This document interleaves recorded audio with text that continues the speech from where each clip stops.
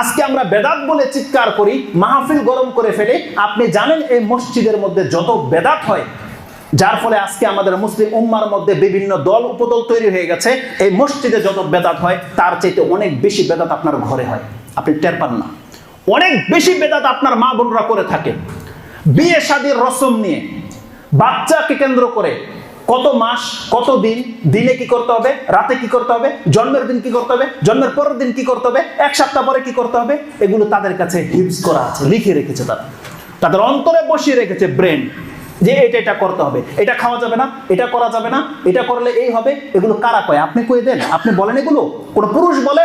এগুলো প্রত্যেকটা ওই নানি দাদি ভাবি এরা এগুলোকে হেল্প করে রেখেছে।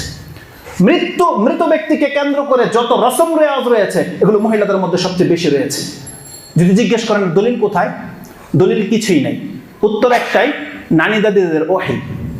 এই ওহী তাদেরকে কে করেছে? নানি দাদি করেছে। কোনো কিতাবের কথা নয়।